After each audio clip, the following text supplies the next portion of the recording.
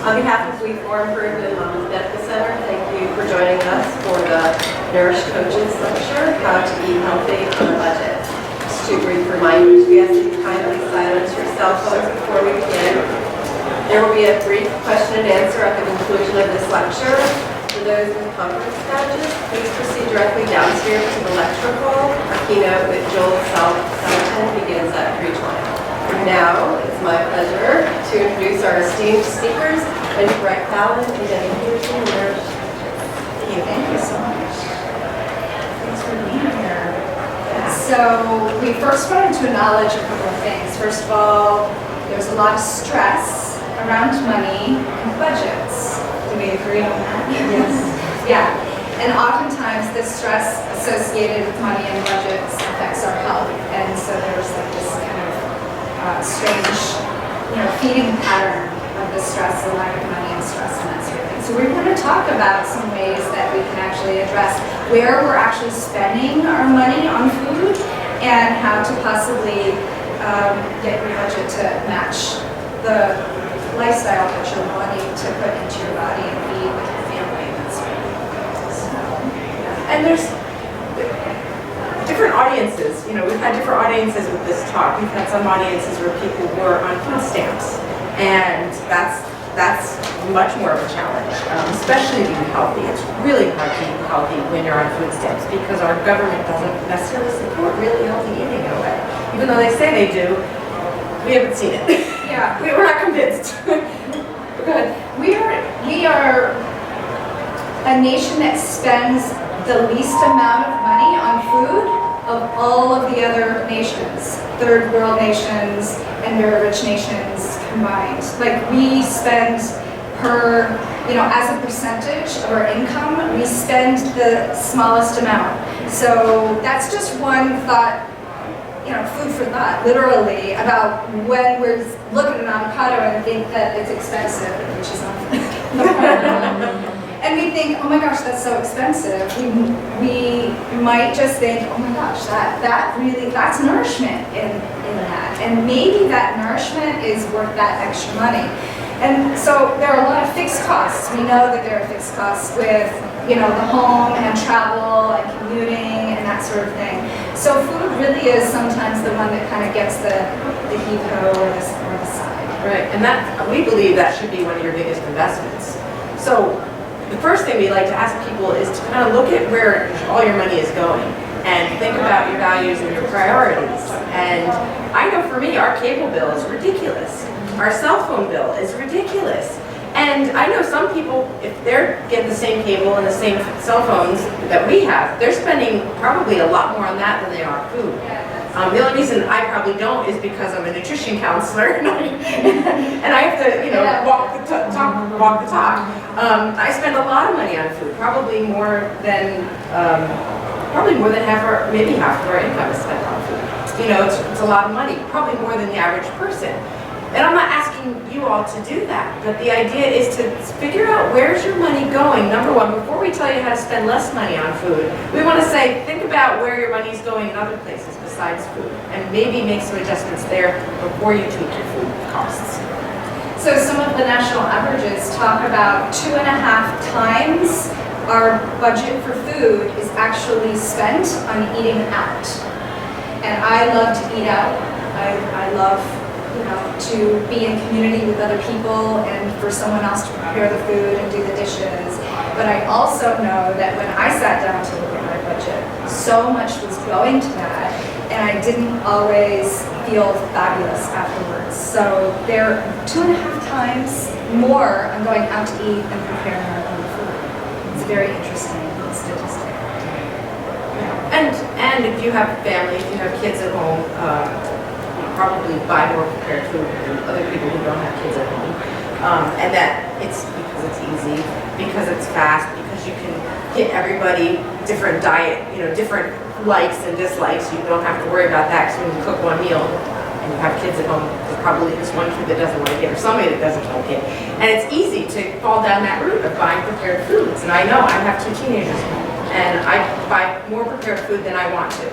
And that's something I'm trying to practice away from, is doing more cooking at home and getting away from prepared foods because it's so easy, but at a cost. Literal cost for money and for health as well. Because prepared food, no matter, even if I'm getting it at Health Fair or Dean's or Whole Foods, it still has things in it that I might not necessarily use in my house or might not be necessarily good for my body, because they cooked it. And maybe they use an oil that I wouldn't use, or maybe they use a vegetable in there or a seasoning in there that doesn't agree with me, and I make compromises. So first, that's the first thing, is to maybe think about where you're eating and the foods that you're buying, prepared foods. And you said a lot of our groceries actually go to the grocery store, and there's so much prepared food there that we go there thinking we're buying food to make at home, and we end up buying more prepared food. That stat's like 60% or something like that is Yeah. prepared or boxed or packaged food is actually being bought at the grocery store. So the first is really awareness of just kind of the patterns. And some of the things that trip us up are that we actually don't make enough time to do the preparation of food, and not making enough time actually causes us to spend more money. And so that is kind of a reverse thinking of where am I spending my money, and if I spent just a little bit more time in preparing or planning, that's the second thing, is time and then planning. Because I know that I am so much more comfortable when I know when I come home from a long day what I'm going to prepare or have prepared. When I come home and there's nothing there, I don't make great nutrient-dense choices. I might stop someplace and get something on the way home. And so time and planning are two of the things that are super duper critical. And these are some of the things that we help our clients kind of deconstruct, because sometimes we think we're doing so many wonderful things, and you are. Everyone is doing wonderful things for themselves. And we just help them tweak a little bit and maybe upgrade a little bit. And a few simple things that we can do that are easier than buying out. So I have a client, and maybe you do too, and I don't mean to pass this as a judgment, but she buys already hard-boiled eggs. She buys packages of hard-boiled eggs that are already hard-boiled. And to me, that's one of the easiest things you can prepare at home. There's really not much other than putting eggs in water and letting it boil. It's pretty easy. And she's probably spending twice as much on those than she would be if she bought the eggs raw and did it herself. So there's simple things like that. Instead of buying bottled water, or even if it comes in a glass bottle, or drinks, it's better to do it at home. Have water, filtered water at home, and add your own flavor to it. There's little things you can do that maybe it's 2 cents here, 5 cents here, 20 cents here, but it adds up. It's making your own sandwiches, and again, it's the time that you make to plan ahead of time. So if you give yourself a little bit of extra time, wake up 10 minutes earlier to make that prepared lunch for when you go to work, or to have breakfast ready so that you can have a nice good breakfast before you go to work.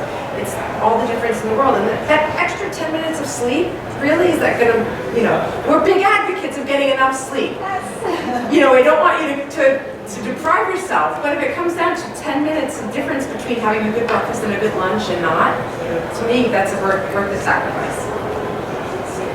One of the other things that we wanted to talk about is the cost, the actual cost to our hormones and our moods and our energy and our immune system and that whole cascade within the body, the actual cost of having to go to the doctor, having the meds, and being out of work, and the cost, there's this unseen cost of not being present with your community and your neighbors and your families. And that cost is that's really expensive versus that extra 10 minutes. So there's multiple costs involved. And we're not going to say that taking care of ourselves is cheap. It's expensive to take care of ourselves. But one of the things we talk with our clients about is what do you imagine the end of your life to be?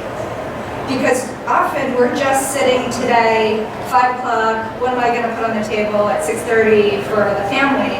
We're not really thinking about our future selves. And when we step back and we look at our future self, is the decision I'm making right now, how is that going to be impacting my health? Not just right now, it's always looking beyond, always looking at the long term. We're very immediate gratification society. We totally understand that. I like Amazon Prime sometimes because I don't get out and to do the shopping, but I also I remember the first time, and I've told this story before, but the first time that I actually appreciated and loved preparing vegetables. Like that whole idea of chopping was kind of annoying to me. For the longest time, I was like, all this chopping, all this preparing, all this. And great music was on, the windows were open, the birds were singing, and I just was like, oh my gosh, there was beautiful sustenance in front of me. And it was a really happy moment. I was like, this is what I'm doing. This is for the long term. I like that shift when she tells that story because it is a shift of making it into a chore to do all this preparation because that's what people tend to say. Cooking takes so long and it's such, some people don't enjoy it, but if you kind of shift your perspective to being something that's a meditative experience or something nice, and you're nourishing your body, your family's body by cooking these meals, if you just shift your perspective into that instead of thinking, oh, I don't have time, it's rushed, I don't like doing this, it's a pain in the butt. That shift can make the difference of you preparing foods more regularly too. And that nourishment, which is why we call ourselves nourished. That word it's so full and beautiful. It's a nourishment that we don't do enough of. And these are the ways we can do simply by preparing meals. And it's much cheaper than the option. And what we said about Amazon Prime, Amazon Prime is instant, but so use that Amazon Prime at Whole Foods and get a discount to spend less money on your groceries. That's right. I felt a lot less guilty about having Amazon Prime when I was extremely happy that they bought out at Whole Foods, but at the same time now I'm at Whole Foods and I'm spending less money than I used to. And so take advantage of that. If you have Amazon Prime, go to Whole Foods and spend less money there because it's expensive to shop at these healthy food stores. And one of the other tips about shopping at health food stores is that when you buy healthy organic food, it's more expensive than not. It's finding a strategy in using stores for what they are good for. And over the years, I've learned that I don't shop at one store. I shop at 5 different stores because each one of those stores has better prices or better produce or better this or whatever it is.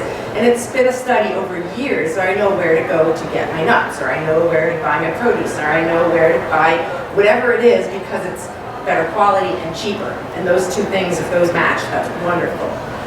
So we encourage you to try a few different places. I know not to buy produce at this particular store because it's overpriced. And I know not to buy my quinoa or my brown rice at this store because it's overpriced. But I will buy it at this other store because it's the same brand and it's $1 cheaper. So there is some research involved, and it's a matter of maybe on weekends or when you have time to kind of check or just write down the price at one store and the next time you're at another store to see what their price is. So doing that kind of over time can save, again, nickel here, $1 here, can end up being a lot of money. And I think the overtime thing is really important because I'm a firm believer that we can't do all of this just overnight. Debbie and I both have 10 years. We've been counseling and coaching for 10 years. And there's stuff that I know now that I didn't know then, and new habits that I've created. And so part of our message too with many people is to have a kindness about our choices with ourselves. And so the next time you're out, you're not going to think, oh, those Nourish coaches told me I'm not supposed to go out to eat. It's really, I'm going to pick the very best, highest quality restaurant food that I can go to, and I'm going to enjoy every single last bite in the presence of good company and that sort of thing. So, yeah, it's not trying to be very, ultra judgmental on ourselves about our choices. And on that note, restaurants usually give you way too much food, and that can end up being 2 meals. Buying in bulk is another great way, and freezing some of those things. I was going to ask, I work with a lot of people who live in an impoverished environment. They can't afford a lot of that healthy food. They say fresh versus frozen. Yeah. Absolutely. Yeah, frozen foods, flash frozen vegetables can often be more nutrient dense than the stuff that's been shipped from California. That's been there for 15 days. Exactly. So frozen foods can be a really super way of getting more vegetables. Cans can be fine, BPA free, you know. It's cheaper though to buy beans and cook them yourself than to buy canned beans. So you can get bulk beans and cook them yourself and have a bulk and it go a longer way than the canned. I have a couple of gardens that in neighborhoods where people are working 6 days a week, 12-hour days. They're in the kitchen, you know, as the kitchen help, or they don't have that. So that's why I asked, you know, what other things can they do to save money and. Well, buying in bulk, another thing is to co-op the bulk. Like, you know, you can buy huge amounts with like 4 or 5 other people and cut down the cost. I do that with a few different things.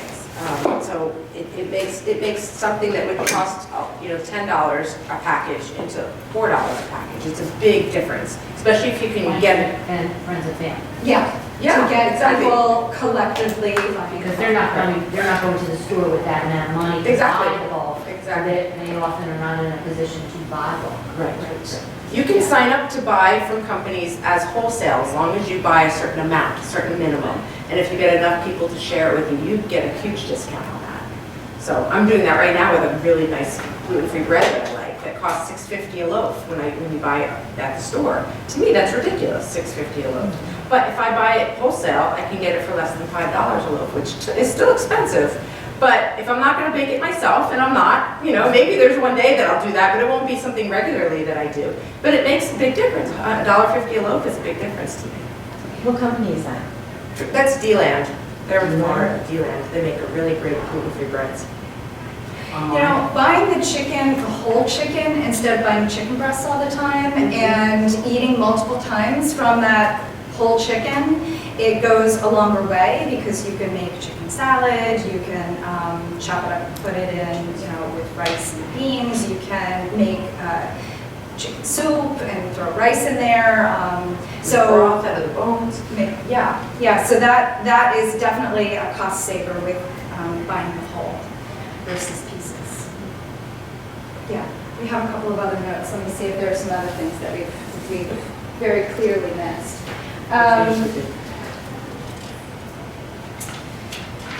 I think the other thing that we talked about earlier was like pestos and salad dressings and like the flavorings and that sort of thing. Seasoning goes a long way for flavor and can not be too expensive. And making your own pestos and sauces and that sort of thing can be really inexpensive. That's another one. Salad dressings is a big. It's a really big expense. It's a big expense, health-wise and money-wise. It's a lot of fillers. It's a lot of fillers, a lot of junk in Sugar. there, and they're hardly priced compared to what you would spend on the ingredients you'd make your own healthy salad dressing for. And to answer the question too about, you know, sometimes a bag of chips is, well, not sometimes, a bag of chips often is a lot less expensive than, say, an apple or something like that. And I don't have the exact ratio, but the person, if they have a bag of chips, will still be empty.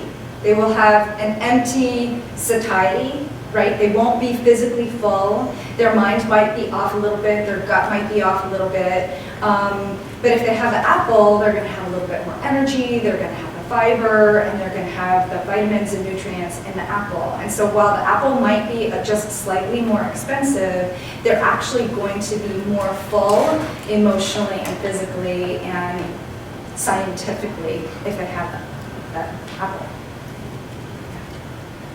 Yeah. You might have covered it if you did the whole I'll catch offline, but like I find that Trader Joe's is so much cheaper than everywhere else, and I'll buy their organic chicken that's already, I buy a lot of their stuff that's prepared already. You know, do you find, and they say there's nothing bad in it, is that not true?